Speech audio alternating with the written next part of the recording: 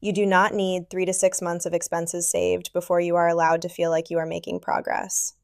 I know that is the advice everybody gives when they talk about an emergency fund, but let's be honest. If you are living paycheck to paycheck, making around $30,000 a year, or barely keeping up with rent, groceries, gas, and bills, hearing save 6 months of expenses can feel more discouraging than helpful.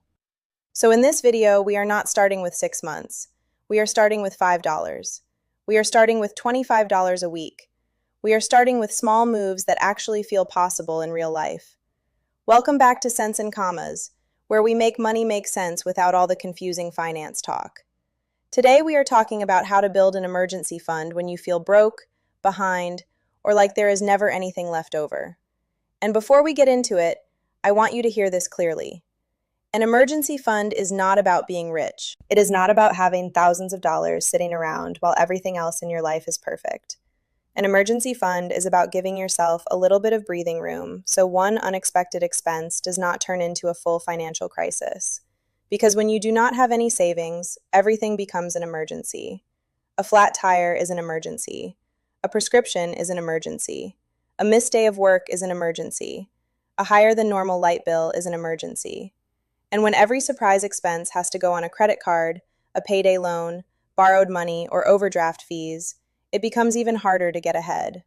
So instead of focusing on some huge number right now, I want you to start with your first goal, $500. Not $5,000, not 6 months, just $500. For some people, even $500 might sound like a lot, but it is way more realistic than trying to save 3 to 6 months of expenses right away. And $500 can still do something. It can cover a small car repair. It can help with a medical bill. It can cover groceries during a tight week. It can keep you from swiping a credit card for every little emergency that pops up. Now let's talk about how to actually build it. The first method is the $5 a day method. $5 a day might not sound like a lot, but that is the point. We are trying to make this feel doable. $5 a day adds up to $35 a week. That is about $150 a month. In a little over 3 months, you are close to $500. And no, I am not going to pretend like $5 is nothing. For some people, $5 is lunch. $5 is gas money. $5 is the difference between making it and not making it. So this is not about shaming anybody. This is about looking for small places where money might already be leaking. Maybe it is one less drink from the gas station. Maybe it is skipping one food delivery fee. Maybe it is making coffee at home a few days a week. Maybe it is lowering one subscription. Maybe it is packing lunch twice instead of buying it every day. The goal is not to cut all joy out of your life. The goal is to redirect $5 before it disappears. And if $5 a day is too much right now, start with $2. Start with $1. The amount matters less than the habit. Because once you prove to yourself that you can save something, you start building confidence. And confidence is a big part of money management. The second strategy is the roundup method. This is when your purchases get rounded up to the nearest dollar, and the extra change goes into savings. So if you spend $4.30, 70 cents goes into savings. If you spend $9.10, 90 cents goes into savings. By itself, that does not sound life-changing. But that is exactly why it works. You barely feel it. It is not asking you to move a huge amount of money at once. It is just quietly building in the background.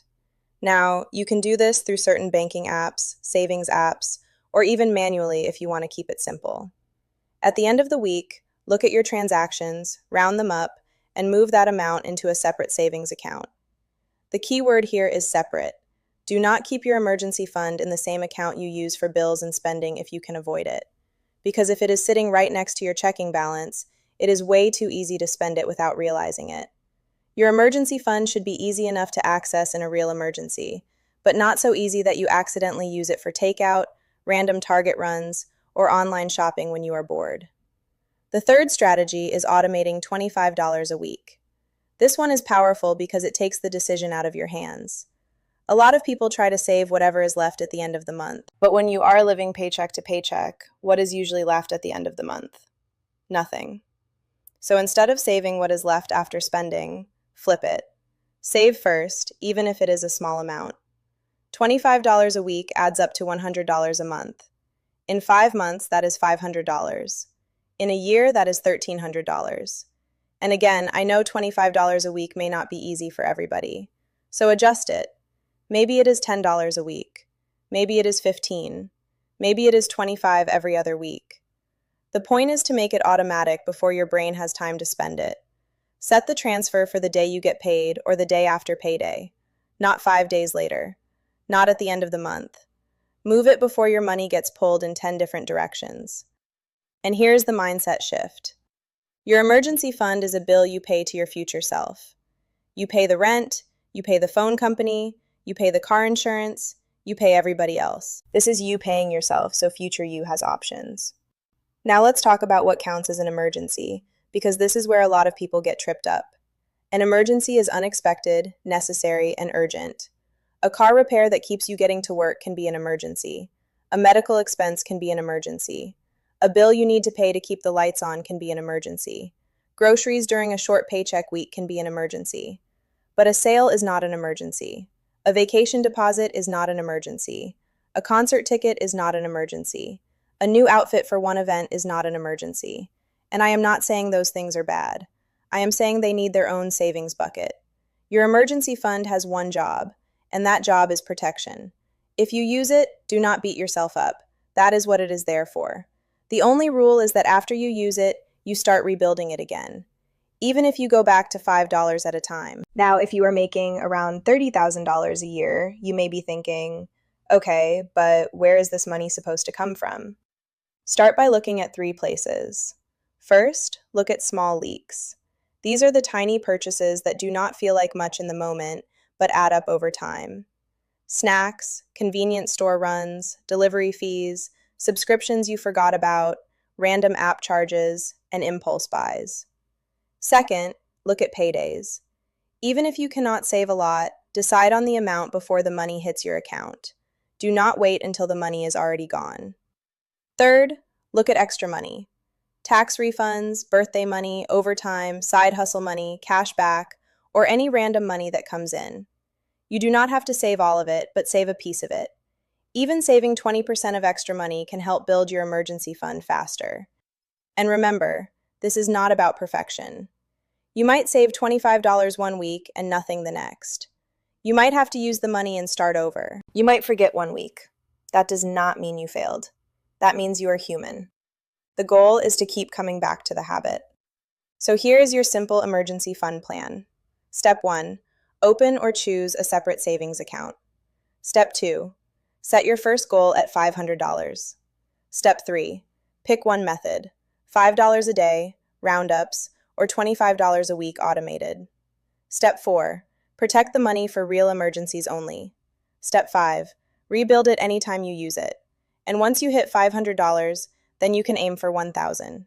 Once you hit $1,000, then you can start thinking about 1 month of expenses, then 2 months, then 3 months. But do not let the big goal stop you from taking the first small step. Let's recap. You do not need to start with 3 to 6 months of expenses. If you are broke or living paycheck to paycheck, start with a realistic first goal like $500. Use the $5 a day method if you want a simple daily habit. Use roundups if you want savings to happen quietly in the background. Use $25 a week automated if you want to pay yourself before the money disappears. Your emergency fund is not about being perfect. It is about giving yourself options. It is about having a little space between you and the next unexpected bill. And even if you can only save a few dollars right now, that still counts. If this video helped you feel like saving money is actually possible, like this video, subscribe to Cents and Commas, and share it with someone who is trying to build their emergency fund, but feels like they are starting from zero. And until next time, keep building your cents and your commas.